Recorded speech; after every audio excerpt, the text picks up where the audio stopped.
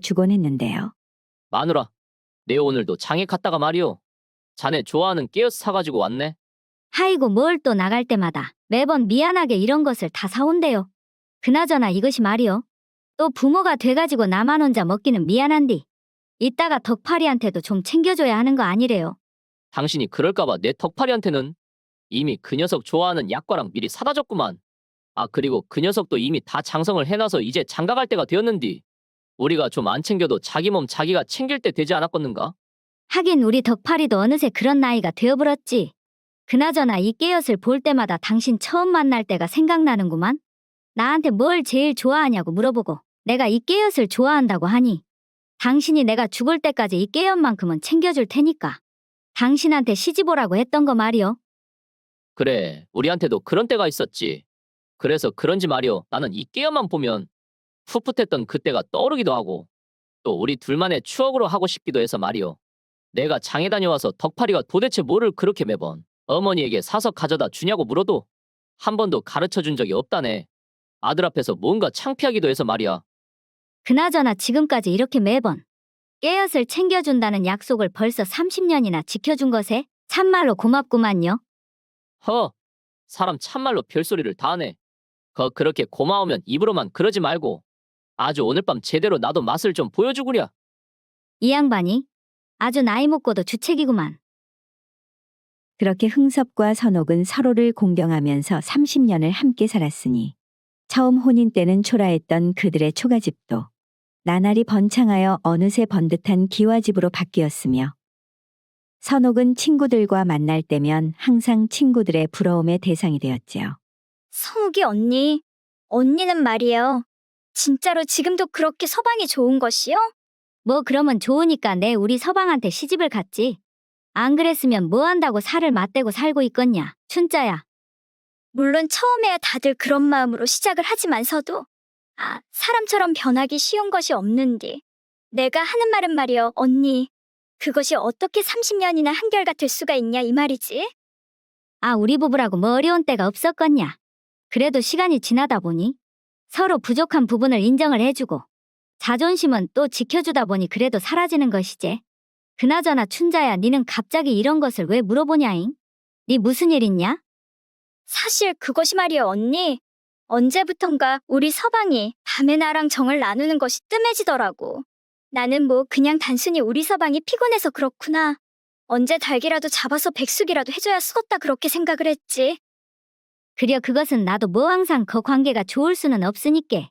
그럴 수도 있지. 그렇게 서방이 피곤한 탓에 그렇구나라고만 생각했었는데 어느 날 갑자기 이 양반이 어떤 젊은 여자를 첩이라고 데리고 와버리지 않겠는가? 워메 무엇이라고야? 첩을 데리고 왔다고 누구 서방이?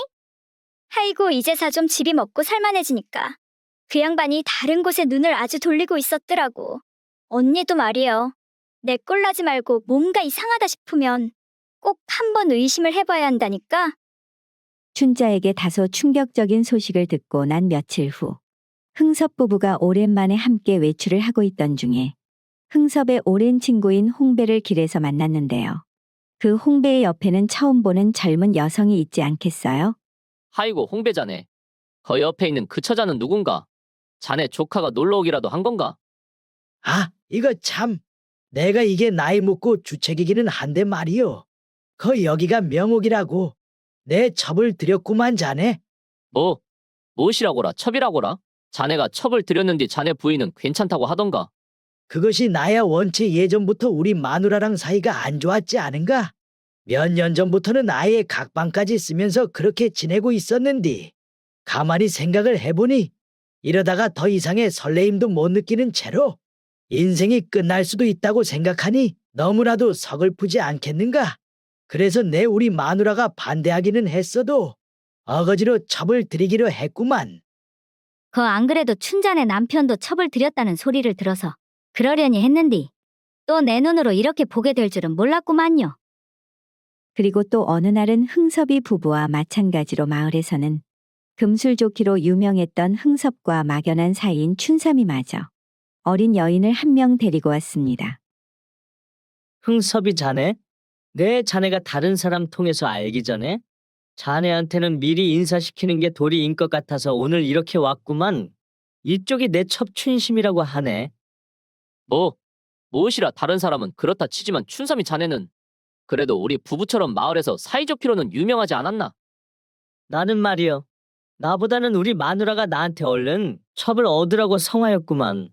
요즘 세상이 변해버렸는지 왜 어느 정도 먹고 산다고 하는 사람들 중에 첩을 안 들이면 부자라고 인정을 안 해준다고 하지 않는가? 그래서 우리 마누라가 어디 가서 무시당하지 말라고 내가 싫다고 하는데도 이렇게 첩을 얻어가지고 왔구만. 아이고 진짜 세상이 어떻게 될라고. 아주 먹고 살만하니 별난 것이 다 유행으로 자리를 잡았구만 그래. 그렇게 마을의 남자들이 하나둘 첩을 들이기 시작하자 그 뒤로는 좀 여유 있는 남자들은 첩을 들이는 것이 하나의 풍조가 되어 마을 전체의 유행이 되어버렸지요.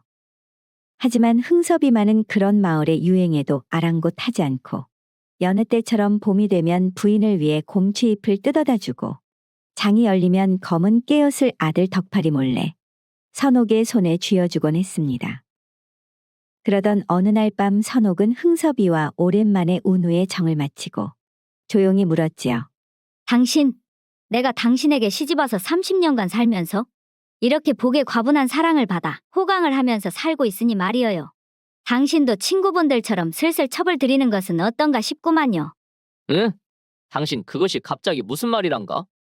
방금 전까지 좋은 시간을 보내놓고는 그렇게 말하는 것은 도대체 무슨 의도인지 모르겠구만. 방금 전에 내가 어째 좀 시원찮았는가? 그것이 아니라 요즘 마을에 먹고 살만한 남자들은 전부 다 첩을 들이는 것 같은데 이제 남은 것은 당신만 남아서 괜히 당신이 친구들 사이에서 소외라도 당하지는 않을까 해서 하는 소리지요. 그런 말도 안 되는 소리는 하지도 마시오. 만일 그런 것으로 나한테 면박을 주는 친구가 있으면 그런 친구랑 굳이 내가 연을 이어갈 필요가 있는가 싶구만. 나한테는 말이오. 당신 한 명한테만 주기에도 마음이 모자란디. 어디 다른 사람한테 줄 것까지 남아있겠는가? 하이고 참 말은 청산유수로 잘하십니다요 그려? 그리고 시간은 흘러 어느 날 점심이었습니다. 흥섭과 선옥은 여느 때처럼 점심을 먹고 있었는데요. 선옥이 차린 음식이라면 항상 공깃밥을 개눈 감추듯 해치우는 흥섭이 그날따라 좀처럼 먹지를 못하는 것을 보고 이상하게 생각한 선옥이 물었습니다. 평소 같으면 진즉에 밥 한 공기는 다 드시고 한 그릇 더 달라고 보채는 양반이 우째 오늘은 밥이 줄지 않는 것이 뭐 어디 불편하십니까? 불편하기는 무슨. 오늘은 만날 가는 산책을 안 가서 그런가? 아침에 먹은 밥이 소화가 안 되어서 그런가 모르겠는디. 어째 밥이 잘 안 넘어가는구만. 하이고 당신이 진짜로 그렇게 밥을 남길 때도 있다니 참말로 별일이구만요. 뭐 이럴 때도 있고 저럴 때도 있는 것이지. 나도 이제 나이가 있는디. 항상 젊을 때처럼 그렇게 먹을 수는 없는 것 아니겠는가? 그나저나 당신 오늘 저녁에는 말이여 나 좀 외출 좀 하고 올 테니까 저녁은 따로 안 챙겨둬도 되네? 저녁에 갑자기 나가신다고요? 춘삼이 좀 만나서 말이오. 막걸리나 한잔하고 올라고 그러네. 부인 선옥을 혼자 두고 좀처럼 저녁에는 외출을 하지 않은 흥섭이었기에 선옥은 별일이다 하고 묘하게 신경이 쓰이기는 했으나 별다른 내색을 하지는 않았습니다. 그리고 며칠 뒤 선옥은 우연치 않게 길을 가다 마을 친한 동생인 은숙을 만나게 되었는데요. 이것이 누구요? 우리 선옥이 언니 아니요? 뭐 어디 다녀오시는가잉? 요새 우리 남편이 입맛이 통 없는 것 같아서 백숙이나 좀 해주려고 이런저런 삼이랑 사가지고 들어오는구만. 뭐시라, 형부가 입맛이 없다고. 평소에 아주 노쇠 그릇까지 씹어먹을 듯이 밥을 자시는 그 양반이? 그러니까 나도 살다 보니 이 양반도 입맛이 없을 때가 있구나라고 생각을 해서 이것저것 좋아하는 것을 해도 몸이 아픈 건지 아니면 뭔 일이 있는 건지 좀처럼 음식을 드시지를 못하는구만. 거말이여 선옥이 언니. 언니가 뭔 일이 있는 거 아닌가 하니까 생각이 나서 하는 말인데. 지난번에 영심이가 형부가 다른 젊은 여자랑 있는 것을 본 것 같다고 하더라고. 무엇이라? 우리 남편이 다른 여자랑 있는 것을 말이요? 영심이가 이웃마을 갔다가 의원 댁 근처 찻집에서 봤다고 그러더라고. 이게 뒷모습이어서 확실하지는 않은데 자기가 봤을 때는 형부랑 꼭배 닮았더라고 말이여. 하이고 의심할 사람을 의심을 해야지. 그 양반이 평생 나밖에 안 보는 양반이라. 이제 그만하면 첩을 들여도 이해할 수 있을 것 같다고 해도 거절을 하던 양반인데 그게 말이나 되는 소리냐? 그러제? 영심이가 뭐 잘못 본 거 같지? 나도 그렇게 생각을 했구만 언니. 평소 같았으면 그냥 넘겼을 은숙의 말이 왠지 마음속에 남아 계속해서 불편한 느낌이 지속되던 어느 날. 선옥은 한결같이 자신만을 위해주던 남편 흥섭이 점차 달라지기 시작했다는 것을 느꼈습니다. 이것이 뭐여? 아주 밥알이 날아가게 생겼구만. 국은 또 왜 이렇게 짜고? 당신 간은 제대로 보고 음식을 만드는가? 내가 봤을 때는 평소랑 다른 것이 없는 것 같은디. 어째 그러신단가요? 아, 그러면 지금 내가 없는 소리 한다는 말이요? 당신은 그리고 사람이 말이요, 고기도 좀 먹어야 힘을 내지. 어찌 이렇게 풀들만 밥상에 올라와 있단가? 지금 누구 덕분에 이렇게 잘 먹고 잘 살게 되었는디 이것을 밥상이라고 가지고 왔는가? 이렇듯 느닷없이 평생 하지 않던 반찬 투정을 하는가 하면 또 밤이 되어 잠을 잘 시간이 되어서는 나 말이요, 오늘부터는 행랑채에서 따로 잘 거니까 거기에 이부자리 좀 깔아주시게. 무엇이라고요? 아, 멀쩡한 우리 방 놔두고 갑자기 그 좁은 행랑채에서 주무신다고 하십니까? 아, 나라고 좋아서 거기에서 잔다고 하는 줄 아는가? 당신 잠버릇이 와도 심하고 코는 말이요, 또 어찌나 크게 고는지. 가끔씩 이웃방에서 자고 있는 덕파리가 찾아올 정도인디 하이고 한 30년 그렇게 참았으면 되었지. 내 이제는 더 이상은 당신하고는 같이 못 자겠구만.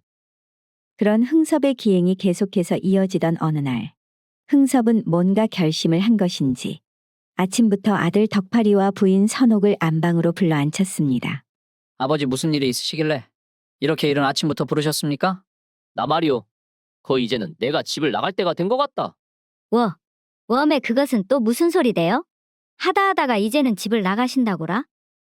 내가 그 얼마 전부터 알게 된 어린 여자가 하나 생겼는디 나도 내 친구들처럼 첩으로 들일까 생각을 하다가 괜히 첩으로 집에 들여와 봐야 덕팔이랑 당신 눈치만 볼 게 뻔하고 그럴 바에야 그냥 내가 나가서 첩살이를 하는 것이 낫지 싶구만. 무엇이라고라? 세상에 당신이 나중에 어떤 천벌을 받으려고 30년이나 살맛대고 같이 산 나랑 덕파리를 내팽개치고 지금 나가서 산다고 그러십니까? 천벌을 받기는 누가 천벌을 받아. 그 초라한 초가집에서 살다가 이렇게 큰 기와집에 살게 해준 것이 누군디 그래?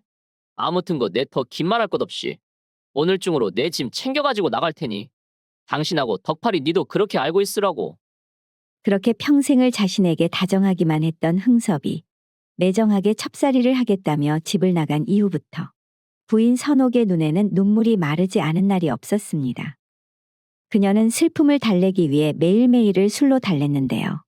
내가 은숙이 네 말을 잘 듣고 소장의 조치를 취했어야 했는데 참말로 너무나 안일했구만. 너무나 안일했어. 아이고 언니, 나도 영심이가 그리 말했을 때 다른 사람도 아니고 형부니까 설마 그럴까 했는데 이라고 형부가 언니를 배신하고 나갈 줄은 나도 꿈에도 몰랐다니까. 은숙아, 내 평생을 그 양반만 바라보면서 살았는데 인제 앞으로 남은 인생을 참말로 어떻게 살아야 할지 모르겠다. 그렇다고 언니가 뭐 잘못한 것이 있다고 이렇게 술로만 지새면서 지낼 필요가 있겠는가? 차라리 이렇게 된 거 말이여. 형부처럼 언니도 언니 인생을 찾아서 살아야 하지 않겠는가? 그것이 그렇게 하고 싶어도 어디 쉽게 말처럼 되겠냐 이 말이제. 그럼 형부는 저라고 젊은 여자랑 시시덕거리면서 아주 깨가 쏟아지게 사는디 언니는 궁상맞게 일하고 술만 푸면서 살 것이여? 못 떠난 것은 형부가 맞지만서도 그 뒤에 인생을 선택하는 것은 언니 책임이니께 그거 언니가 알아서 해. 선옥이 그렇게 술과 눈물로 나날을 이어가던 중에 하루는 아들 덕팔이 계속해서 슬퍼하는 어머니가 너무나 걱정이 되어 아침 문안 인사를 드릴 겸 선옥의 방으로 향했습니다. 혹시나 어머니께서 아직도 울고 계시지 않을까라고 생각하며 조심스럽게 어머니의 방문을 열고 들어가니 자신의 예상과는 다르게 선옥의 얼굴에는 슬퍼하는 기색이 하나도 없이 평소의 모습 그대로이지 않겠습니까? 어머니 간밤에는 잘 주무셨습니까? 이것이 누구여? 내 아들 덕파리가 문안 인사를 왔구만. 덕파라, 뭐 아침으로 먹고 싶은 것 있으면 다 말만 해라잉. 아주 내 뭐든지 다 만들어줄 테니까 말이오. 어머니 이제 마음은 좀 진정이 되셨단가요? 덕파라, 그것이 말이다.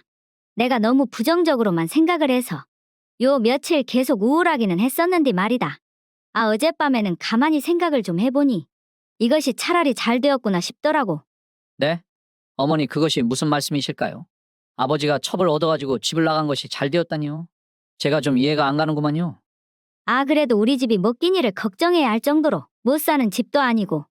덕팔이 니도 이제 장성해가지고 언제 장가를 가서 가정을 꾸려도 이상할 나이가 아닌디. 그러면 나도 말이여 이참에 어디 좋은 사람 만나가지고 또 알콩달콩하게 즐기면서 살아도 되지 않겠냐 이 말이제. 그렇게 생각하니 말이다. 그놈의 영감탱이 이제 진짜 눈에 안 보이니 아주 속이 다 시원하구만 참말로. 흥섭이와의 행복했던 추억을 다 잊어버리고 이제는 남은 삶을 새롭게 즐겨야겠다고 생각한 선옥.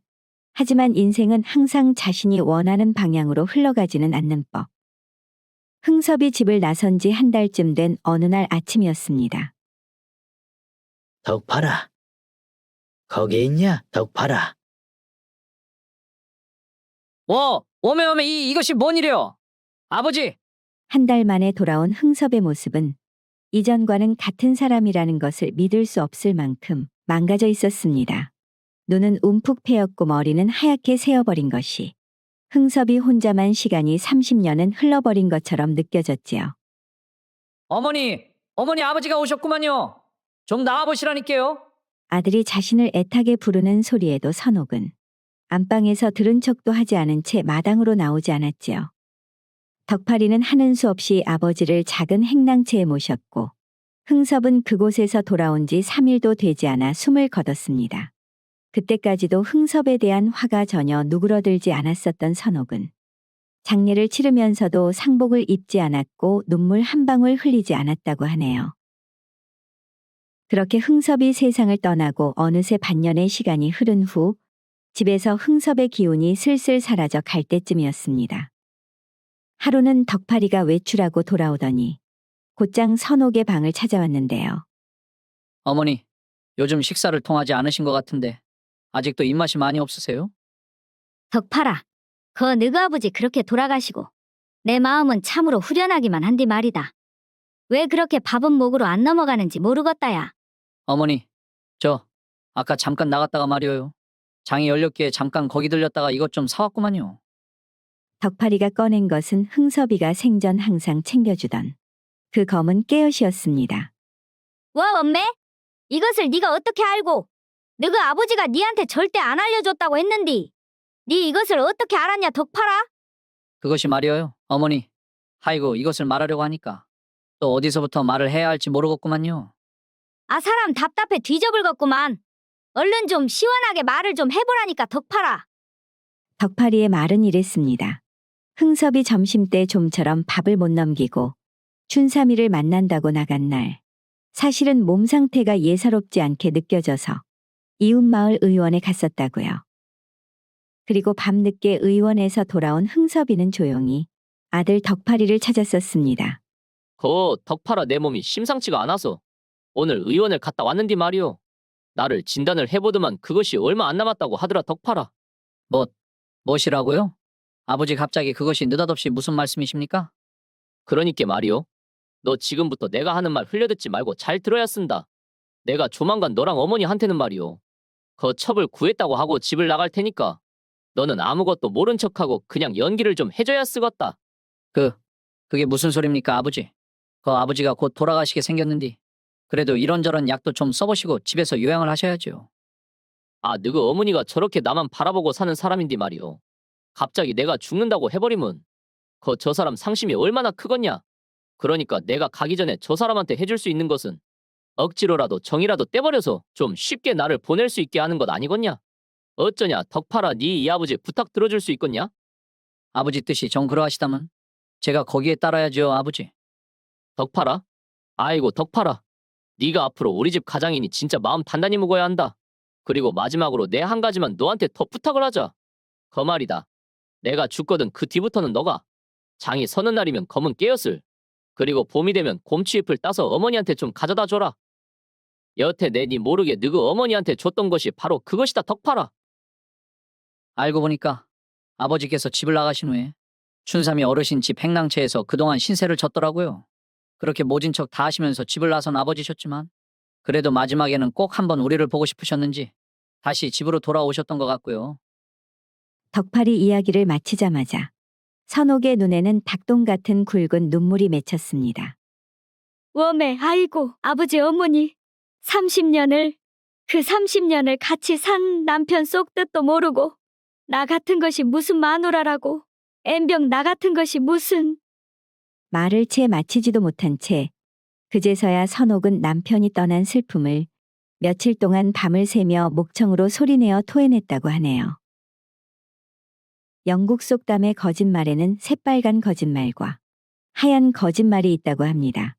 새빨간 거짓말은 나쁜 마음을 가지고 사람을 속이려는 나쁜 의도로 하는 것이고, 하얀 거짓말은 사람을 사랑하는 마음에서 사람에게 희망과 위안을 주기 위한 의도의 선한 거짓말이라고 하네요. 오늘 이야기의 흥섭이 아내에게 했던 마지막 거짓말이 대표적인 하얀 거짓말의 예가 아니었나 하는 생각을 해봅니다. 오늘은 다소 슬픈 이야기로 마무리가 되었습니다. 지금까지 긴 영상 봐주신 여러분들께 감사드리며 항상 가정의 평안이 깃들기를 바라겠습니다. 그럼 저는 다음 이야기로 다시 찾아뵙겠습니다.